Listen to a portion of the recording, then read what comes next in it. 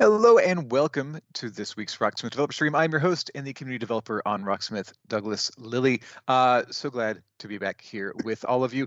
Thank you for being here. If this is your first time watching the stream, we like to talk about music, areas of music, including theory, technique, just cultural, what you do as a musician, and that's going to be the focus of today's conversation. Later on, we're going to hear a couple songs from Ubisoft's own Francois Luong, and we have a special video from you, the community, that will be debuting for the first time. All that's on the way. We're also going to give some songs away. In the chat, if you have questions for us, please keep an eye out for UB Dork. That is our community manager, Baja. She's in the chat. She will be taking your questions for our guests and then sending those to me, and we can talk about those later on the stream. And now, speaking of guests, I would like to welcome them.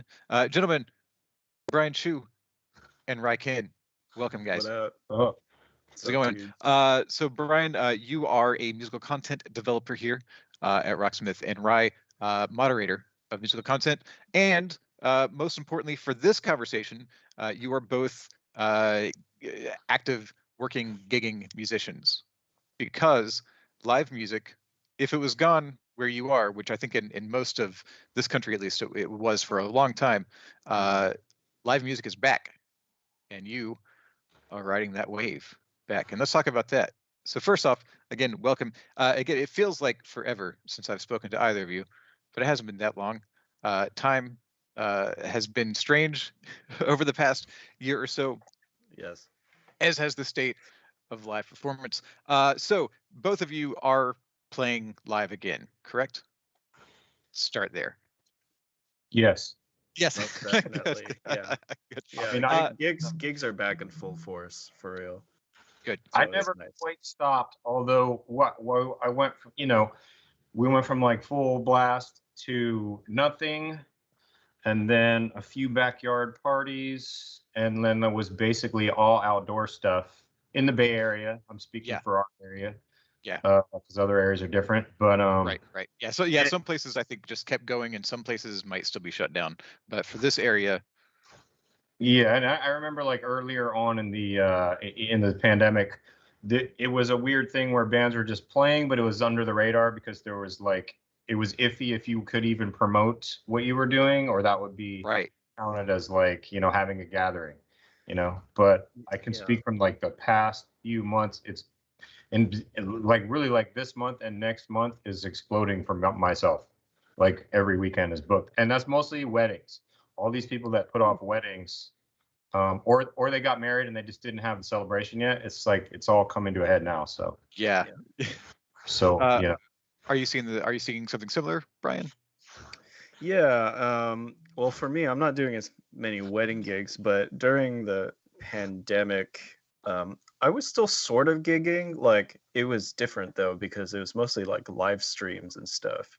Right. So I've definitely done like performed and but not in front of a live audience. Like I think I did something with Super Soul for this pretty big Mario Maker streamer named Grand Pooh Bear. We did like a Christmas celebration with him or something like that. We did some.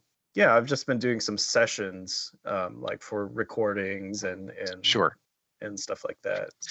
So was there any point, if you can say, and was there any point throughout the pandemic, throughout the lockdown, where you were not like rehearsing with other people, or did that maintain pretty much throughout? I've actually never, like, depending on what band I am, the only band I really rehearsed with is Super Soul Bros. Okay. But all the other bands that I gig with regularly, including the bands now, we usually don't have rehearsals. We learn the music and then we show up and we play. I was going to say the exact same thing. I never rehearsed. Okay. All right. Yeah. All right. Let's get a note. Specific, like, important gig, but like not like on some regular rehearsal schedule. Right. The gig is kind of the rehearsal, I guess. Right. The gig is the rehearsal for the next gig. Yeah. If you need a rehearsal, you might not want to be on that gig, or you shouldn't be on the gig. I guess that's an original. I don't know. I won't speak for anybody. Rehearsals are important. If you need the rehearsals, if you have your band, go to rehearsal. So yeah, what were when you started playing the shows again, once things started kind of picking up again, did you have any specific expectations about what that experience would be like, and how did those expectations meet reality? Well, it still hasn't fully come to my full expectations yet. I mean, because we're in a process where it's ramping up again. I feel like I can see it in the distance, but we Yeah. just don't know what's going to happen. You know, it's always changing situation. But yeah, I don't know, dude. I do have a strong memory of playing and this was back like a handful of months ago. So still everybody was like not vaccinated and everybody had masks. Not that they don't now, but it seemed like it was a bigger gig, although it was just like an outside thing where they shut off the street in Hayward, California. Yeah. And dude, I almost brought a tear to my eye. Luckily, I had shades on. I was a cool guy. Like it was like the first time that I was playing, and it didn't feel like a backyard jam or like, you know, a smaller thing. It felt like a real gig, and everybody was like clapping after the solos, and like you could just tell people that we're hungry for music and we're very receptive to it. You know, not jaded, not like standing with their arms crossed, like as per usual. Not everybody else being too cool. You got to be the cool guy, while everybody else got to actually enjoy the music. Yeah, it was cool. So at that point, I felt like that was a taste of what I had, and I forgot all about. Like I forgot what that feels like. It's crazy. Yeah, and has that sort of persisted, that appreciation of what we didn't realize we had lost, or the appreciation of having live music again after so many people haven't been able to go to shows for so long? Like, has that persisted through later shows? No, that was like a peak. Oh, that was just that one. No, right. It is getting, yeah, I agree. So it's starting to normalize a little bit. What about you, Brian? Yeah, I didn't really have any expectations. For me, I play a lot of improvised music, so my expectation was like, oh, I'm gonna be really rusty, and like, you know, it's gonna be a little tough at first, especially because of the no rehearsals thing, especially with COVID still, like, yeah. Well, maybe if you around. all had rehearsals, you wouldn't be less rusty going in. Yeah, maybe, but the thing is, like, you know, I'm so hungry to play. I'm driving all the way up to Richmond to gig and stuff like that. So I mean, rehearsals would be hard if I had to drive up and down, like, Sure. from San Jose. But actually, like, the first time I hit with this new band I've been playing with, it was just amazing chemistry and just really fun to just play with some players that, you know, did their homework. They basically just prepared everything already on their own, and it's like we were just all supporting each other in the right way. So it was like it was a really good feeling to play with people again. I mean, I didn't really expect it to be all too different. Yeah. Because the biggest changes for me as far as performance go is the amount of prep time that I have now, because I work from home. For anybody that doesn't know, I was commuting from San Jose to San Francisco every day, which is like I wake up at 6 and I don't get to the office till like 9:30. I leave at my house at 7. And it's the same on the way back. It's like about 2 hours ish. So that's like a huge time suck as well as energy suck. I would have to, you know, there were times where like the band leader would send me music in the middle of the week, and then I would have to do my homework on the music on the train home without my instrument in my hands. So like I can even show you guys, like I still have all these notes. I downloaded a piano app, and I would just listen to my Spotify list and then just like write down all the chords that I was hearing and stuff like that on the way home. And nowadays, because I'm working from home, it's like I actually have energy to, you know, really prepare for tunes, and just do my homework. And then I have the energy to drive out to gigs now. I don't have to like do the, like, if I'm gigging in Oakland or something, like I don't have to plan, like, oh, do I have Right. to should I take the train today, or like should I drive up, like what am I gonna do? So it was more of a personal thing rather than like Yeah, but I mean, having an expect. extra 5 hours in your day every day is pretty significant. Like It that's a really is. Yeah, it made a huge difference.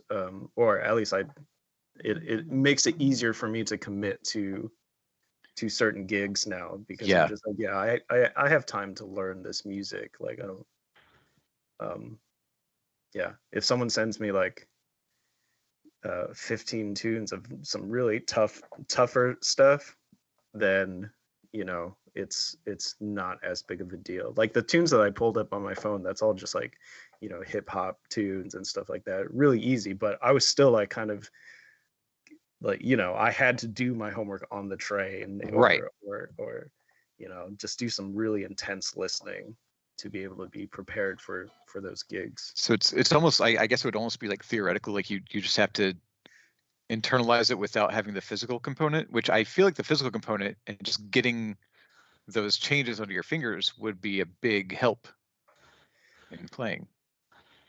Yeah, Some it would. just Yeah, some. can't do it. As long as you Yeah. know the chords, have it on your phone somewhere. If you're a good player like Brian is, like you can make it work. Make it happen.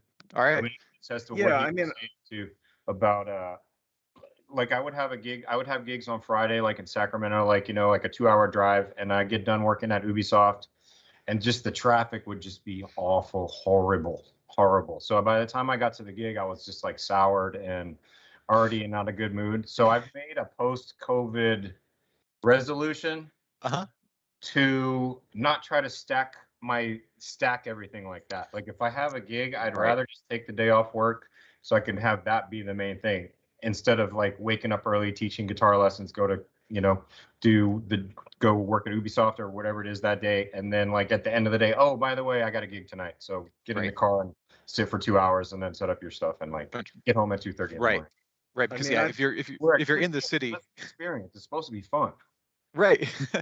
I've noticed it made like the amount of energy I have in the day makes a huge difference in my performance and like how I feel about my performance Yeah. afterwards. Because if I'm, a lot of the times when let's say I have a gig in San Jose, even after work, and then I'm coming back from San Francisco, I get to San Jose around like 7:30 ish. Then I have to go straight to the venue. I don't have time to eat. I just got to go straight to the venue and set up and play. And like the combination of like just being really tired and then like not eating and like just Yeah. that constant grind, it was actually kind of, I don't want to say depressing, but it was really hard to keep up, and like it really made me feel like I wasn't progressing as a player, or like like I would listen back on these gigs like, man, I suck. But it's it's other things. It's the preparation, it's your energy levels, it's just how in the moment you are when you're playing the music, and all these things like kind of contributed to me Now, is that feeling kind of I weird. can't imagine hearing Brian Sheu play guitar and thinking that he sucks. he's the only one that does that? Brian Sheu is the only one that does that. Yeah, I'm pretty hard on myself. Yes. I'll admit. But I mean, is that something? Was that something that you realized in the moment as it was happening before the pandemic, or is that something that you can only really see was happening in retrospect, kind of looking back at the difference between kind of what life as a musician is like for you now versus what it was like a year ago? I definitely knew what was going on, like when I was doing it. Yeah. Though it didn't stop me from feeling like butt sometimes, just because like I'm just not getting a lot of sleep, and like the I'm it's like having a full-time job outside of the job. Full-time job. Yeah. Yeah. Yeah, Having two full-time so jobs. it's a lot of preparation, especially when a band doesn't rehearse. And to be a consummate professional, if you want to be doing a lot of gigs like that, like just be an on-call guy, it's your preparation has to be super on point. So I'm not the best reader and I don't know the most tunes by memory. So for me, the whole reason that I work is because my ethic as far as like how prepared I am with the music and how much of the homework I do before I So, get there. so your ability and willingness to spend that time looking over charts and committing those changes to memory has been key.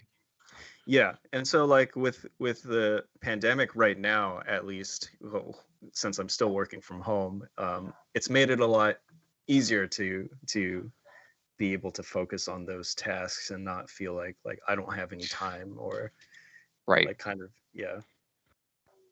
I want to talk about booking. I don't know if either of you do any of the booking. I feel like you don't, but maybe you'll have some insights.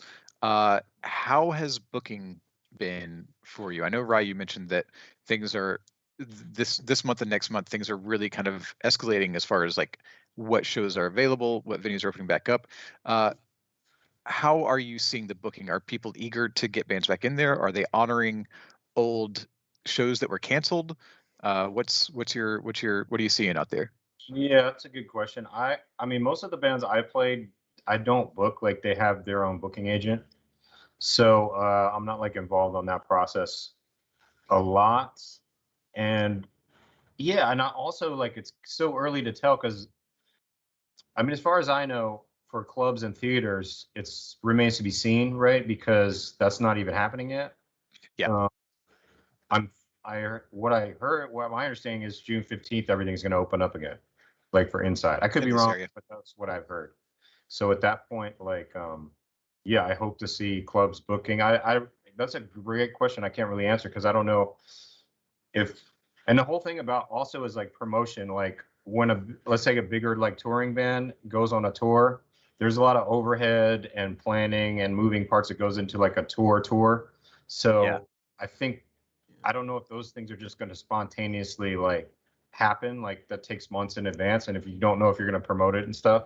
So maybe there will be like a lot of open dates for clubs. I mean, I'm sure all I know is that people are hungry for live music and like it's starting with the stream. It'll probably become like a raging like waterfall soon. But like, yeah, now's the time it would seem to like get in if you're like an up and coming band. I'm not like particularly booking a lot of shows on my end. What I do know is like it seems like there are still half the venues that were open before the pandemic are still not really open yet for music. So we're still in the ramp up phase where there's a couple venues that have been doing things like live streaming concerts, and now they're allowing like kind of small groups of like maybe 15, 20 people into the venue to at least have some sort of like live component. Yeah. So you can hear some applause on the stream. Yeah, and I think a lot of venues are going to kind of start to go that route, like more the streaming thing as well. That's a great point. I was gonna, let's investigate that. Do you think live streaming will sort of become just part of a regular like club show now? I mean, for some places, if the club has a good setup, like why not? Like you can get a reach that you can't get with just a live audience, you know? And like, you know, like some people just don't want to come out to live shows. They want to go home, but oh, my camera shut off. I think we lost. Oh no, we lost Brian. Have you now, right? I think you said you've mostly while Brian's adjusting his camera. You said so. All of your shows been outdoors so far? Yes. No, and one outdoor show, but it was not real. It was like there was a handful of people and we just filmed it. It was a streaming. So are you seeing the outdoor shows be streamed as well, or is that mostly like an indoor venue? No, I think everybody's streaming everything they do, at least like live stream it on Facebook or whatever it is. Yeah, and I do think that would continue, hopefully, because I think people are more open to that now, just like people are more open to like work from home and everything that has changed a lot, you know, people's just like what like you maybe like before you'd be like, it's not gonna work, it's gonna be lame. Well, I don't want to watch it on a little screen. But then like now everybody's used to that. And if you live far away, it's a great opportunity for everybody around the world to like see. Yeah. Well, one of the problems too is like the venue live streams weren't as good as they are now. Like a lot of venues have really put a lot into the tech and like getting a good mix, and like some of the venues really have it on lockdown. Like it's very professional now. Yeah. So Just through necessity of yeah. just keeping doors open in some sense. That makes sense. Yeah. So let's look at a sort of practical question. Say you're somebody that with you've had extra time because of the lockdown, and you picked up the guitar, and you're thinking, you know what, I want to get out there, I want to play. What is, for someone who is just now wanting to play for other people, what's a good first step? Do they have friends that? I mean, are they in a band or not? That's the thing. Is if it's a solo That's a good question. act, it might be easier to do it if you're a solo act, because Really? I think you can go. Well, I mean, there's less setup. It's just you. If It's true. you have the courage to just go out and set up, and even busking on the street, is like that's great practice. Obviously, you can live stream yourself, Instagram live, all that stuff. But yeah, I think I mean, back to my other statement, like everybody's hungry for music, so like it's it's a seller's market, I guess. Right. Musicians market. Like now's the time. Yeah, I would definitely, if you're new to performing and you want to try and play some shows or whatnot, like Rice said, if you got some friends that play, maybe get a small show together or a small band together of a few people and just shed some tunes, put together a set and get out there. Or there's like certain coffee spots or whatnot, they'll have like open mics if you're down to do the singer songwriter thing, or like you got a couple acoustic tunes you want to strum and sing to. Yeah, there's a lot of opportunities. You just gotta kind of search for it. Like the stuff that me and Rai do, we're a bit like, we're pretty experienced. So yeah. And we've been around the circuit. But if you're more of a experienced guitar player, like there's jams everywhere. There's jams are starting to happen again. Mm-hmm. Like I know there's some jazz jams happening out in Oakland. And then there's always blues jams, which are pretty easy to get into. Like if you know your pentatonic scale and just, the basic 12-bar blues form. Especially if you can sing. If you can sing, that's you're in. There's most guitar players like we're singing. We lost Brian again. Hey, I want to add, this is not related to your question, but one funny thing that I've been noticing is that like normally back in the day, I had all my equipment was like squared away as what we call as musicians like load in, load out. Yeah. So I'd have everything was just like it went from my trunk to the garage. It's like, okay, am I using the A rig, the B rig? Everything was squared away. Now I have a gig. I'm like, it takes me like an hour and a half to like, wait, where's that chord that I'm supposed to have? Like, I was recording with that pedal yesterday. You know what I mean? No. It's like, and I have if you're like a musician like me, I have this constant thing in the back of my head. Like as I'm driving or like traveling, I'm like, did I remember to bring this? Did I remember that? Wait a minute. Did I even put my guitar in the trunk? Like I'll pull over and like check the trunk. Yeah, I definitely I've been in a strange town, not knowing where I am and having to try to find a place to find like a fuse. Oh god, for a cabinet. Yeah. Like and that's a nightmare. That is so making sure you have all your gear.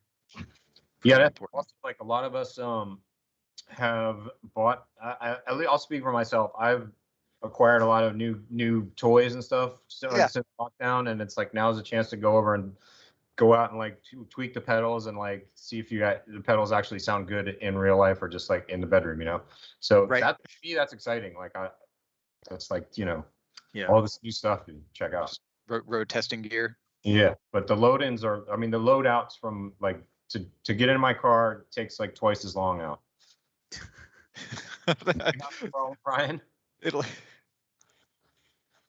You're like, that? do you have the problem like your pedal board is all like discombobulated just because you're not working as much, and then you're like to get all your stuff organized for the gig? Oh, you don't have that problem. It's just me. No, my pedal board is pretty stable now these days. I'm just usually swapping out like overdrive pedals. But I got mainstays for the most part, and then I got things zip tied, and it's fairly clean. So I guess it's just you, Ray. I'm sorry. Did I bring the mic? Did I bring the mic cord? Did I bring my camera? Did I bring my recorder thing? Right. Get there Who's and gonna like, yell at me? oh snap! Everything's perfect. I forgot to bring guitar picks or something like that. I'm looking under the seat. No, I'm joking. It's not really true. We lost Brian again, but I did want to ask if we can still hear Brian. Yeah. There you are.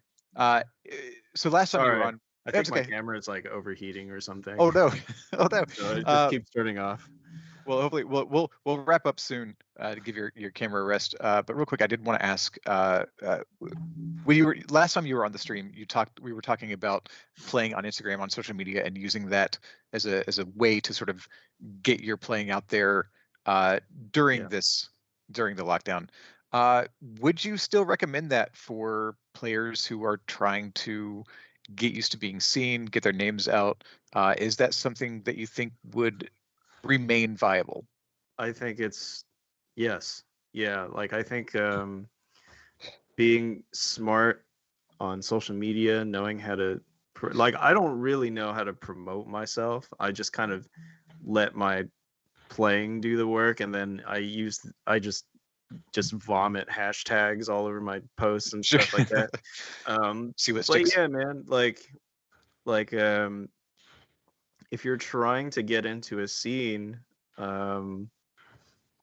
yeah, people like to know what you sound like and like see who you're gigging with as well. And I think it's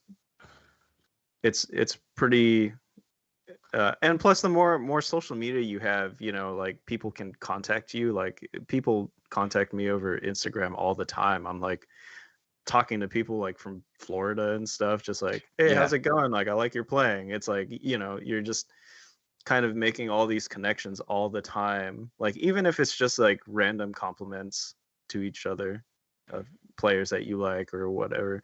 But yeah, I think it's pretty important, like in this day and age, to learn how to use that tool to get work. And like, if you're a player like Rye or something, like you might not necessarily need that because Rye's really experienced and he's been around the block, knows a lot of people already. So it's, I mean, not everybody needs it, but he's trying to say I'm old. He said it in a really nice way, though. But if you're really new, if you're young, then yeah, definitely. You mentioned it may have been a different context, but you did mention scenes, and I think that's something that in the 90s, early 2000s, that was more of a time for like scenes, like distinct musical scenes in areas in certain regions. Do you see that coming back, or do you think that ever went away and I just wasn't aware of it, which is possible? I think the Bay definitely has some scenes that stuck around. Yeah, as far as like work is concerned, like the kind of gigs I do, I don't particularly cross over too much to like, rock bands or like that kind of session work. Yeah. I do have friends that I do know people that do play like, rock sessions and like do recordings for other people. And yeah, it's just all kind of there. It's all over the place. There's a scene for everything, and like you just gotta show your face, which is getting easier now because the restrictions are being lifted. Stay safe though, and like like just make sure that you're kind of going out and meeting people. I think is the biggest thing. Just be cool. And yeah, if you're in a band and you want to try to get gigs, meeting people and making friends with people who are gigging is a great way to get shows, in my experience. You got to do it. Yeah. Yeah. Just meet Yeah. people and make friends, show that you're reliable, dependable, and good Yep. at what you're doing music wise. Yep. Yeah, I mean, that's, I guess, social media. You can do a certain extent of that just on social media, but I think you still got to get out, pound the pavement. Yeah, like, whenever we can go back inside to bars and theaters, like, get out there. Yeah. Yeah, even if it's just like checking out bands you never heard of, you might see a like and end up meeting them and saying, Yeah. you guys, I love your sound, and then like they're like, If you're friends in a really cool band, go out to see your friends' shows and meet the band members and talk to them and hang out. Yeah. And Yeah. And please go to those shows and don't Yeah. don't not go to shows and then assume that you're going to be brought on to shows. Yeah, exactly. That's rude. I mean, most of the time people don't care like how good you are if they don't know who you are as a person. Yeah, you've got to be, So- I guess, trusted as a human first and Yeah. foremost. Mhm. Thank you both very much. I do have a question from the chat. I wanted to get in, not totally related to this, but sort of more broadly about musicianship. This is from Felicia Studdard. How important is learning music theory to being a musician? Depends on the kind of work you want to do. If you want to be that kind of on-call musician, as far as like oh, I'm gonna do this wedding gig and then I'm gonna play this funk gig with this other group that I didn't do rehearsals with, things like like you don't particularly need theory, but it can help. Like having more tools in your arsenal makes it easier to and it cuts down the amount of time that you need to prepare for things. If you can read music, like sheet music, that's always really great because a lot of band leaders do give out sheet music. But on the other hand, I know guys that gig a lot and they don't really know music theory as far as like what's academically taught in school. They know it in their own way, like intuitively. Right. But that's a different thing, like they know like how to play over an A minor 7 chord, even if they don't know what an A minor 7 is. They just have really good ears and experience. So yeah, you don't particularly need music theory, but it helps. I if think you want also to do a lot of work. as a baseline, I mean, you don't have to go deep into music theory, but like if you have a baseline of being able to like read a chord chart, not even necessarily read notes, but like Yeah. if there's fake charts around, you got to be able to know how to play those chords, and not only know how to play, don't just know one way to play a G chord. You know what I mean? Because if you know only one way to play a G chord, you're not really a musician. You're just spitting out what you can. You know what I mean? If you have 10 ways to play the G chord, you can get creative with it. Singer might be like, hey, I'm singing this note. Can you support that better? Or they might just say, I want to hire that chord, because they themselves don't know music theory. Right. But yeah, exactly what Brian was saying. A lot of great famous guitar players couldn't play a major scale if you asked them to. So it depends what you're doing. If you have I mean, as long as you can deliver the goods, that's the important thing. And I mean, you somehow guitar players, the really good guitar player that's like soloing all the time. No, I know what I'm doing, even if I don't know how to tell somebody else what I'm doing, or I couldn't describe it to another musician. Yeah. If you didn't know music theory, but at least the musicality's there. But the music theory helps you be able to communicate that to like other people in your band, and it's just What have yeah a better understanding of like what's the full picture of like what's going on. what music theory is basically like if you wanted to play music, you could just speak the language, right? Like you can communicate effectively to your teammates on the bandstand, like, oh, Mhm. like what is this thing, or like Yeah. what do you want me to do here? And it just makes the process a lot quicker. It's a great, so it's a shared language. It's something for you yeah. to be able to quickly communicate and be able to work as a group. It's a great answer. Mhm. Thank you both so much for being here. I hope the gigs come steadily, and that excitement remains. And yeah, thank you for being here. Thank you for answering these questions. And we will see you both very soon. If you'd like to say farewell to the chat. Thank you for having us. It's Yeah, of course, thanks. talking about this kind of stuff. Of course. Yeah, this is great. Thank you. Right now, for everybody else, we are going to hear from our very own Francois Luong. He has done a couple songs for us. First, we've got Joan Jett and the Black Hearts with I Hate Myself for Loving You. We'll be back live after that. And thanks one more time to Rye and Brian for being here. Thanks, guys. Hey, Rocksmith community. It's good to see you again. It's been a while. So no special guest for today. Sorry for those who hoped to see dancing again, but there will be a theme, and the theme will be first to take stock of the progress I've made over the past 4 years. I've been playing the guitars now. The first song I'll be playing will be I Hate Myself for Loving You by Joan Jett, the very first song that I played on the stream back in June of 2018, a year after I started my journey on the guitar. The second song will be Do the Evolution by Paul Jam, one of the very first songs I started learning to play on the bass this time, back when I was in college before Rocksmith was a thing. Once again, thanks to Doug for inviting me to play this week, and let's get playing.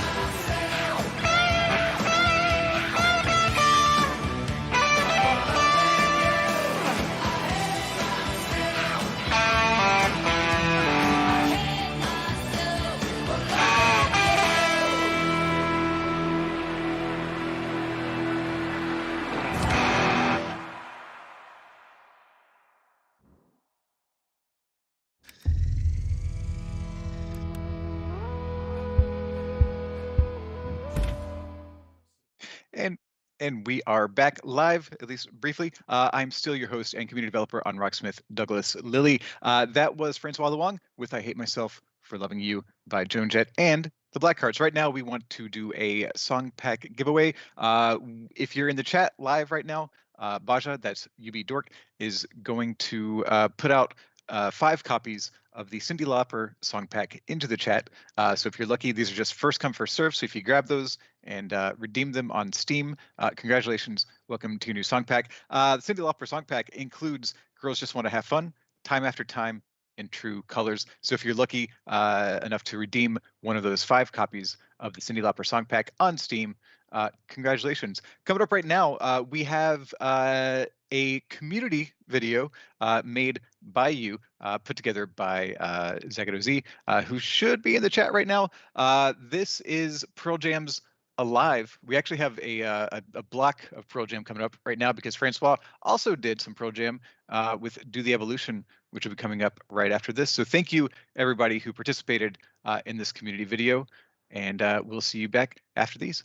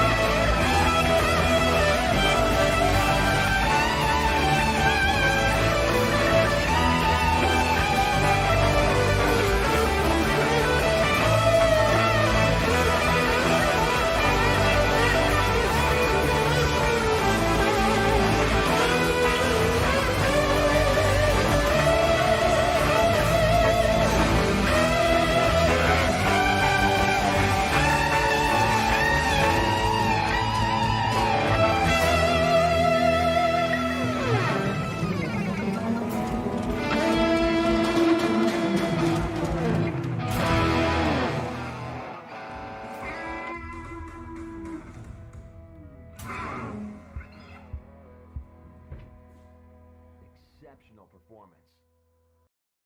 Let's try it one more time.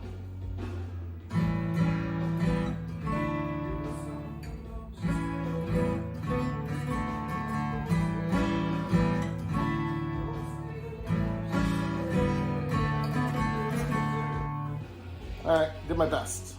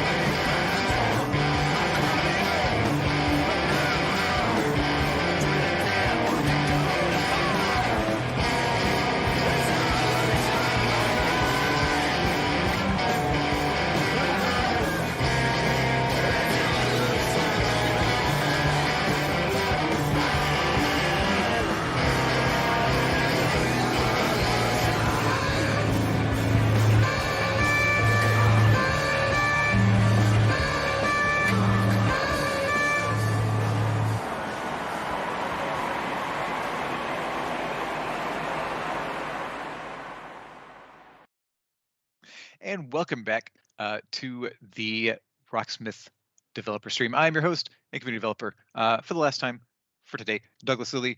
Thank you so much for being here. I want to thank a lot of people for being here, for helping us get the stream together. First off, our guests, Kihn and Brian Sheu, for talking to us. I want to thank Francois Luong for providing those two performances, plus everybody involved, especially Zagato Z, in the community video for contributing to that, putting it together. Again, we had nothing to do with that. We just shared it here. And speaking of sharing it, if you want to see the full video again, we should have a link to the YouTube location of that video now. It should have gone live just a few minutes ago. So thanks again, everybody involved in that, including Zagato Z, for putting that together. Thank you to Dan Everett, the voice in my head, who's also running the board behind the scenes, and to Baja, our wonderful community manager. That's Yui Dork in the chat. And thank you all for being here and hanging out with us, talking about music. Really appreciate it. We'll be back in 2 weeks, so please be here. We will make sure to let you know on all of our social media where you can find us. We are at Rocksmith Game on Twitter and Instagram. We are facebook.com/Rocksmith if you want to find us there. And here on YouTube, if you haven't already, if you want to give us a subscribe, we like that. And here we are, youtube.com/Rocksmith. And yeah, we will see you pretty soon, couple weeks. Look out for us, and thank you.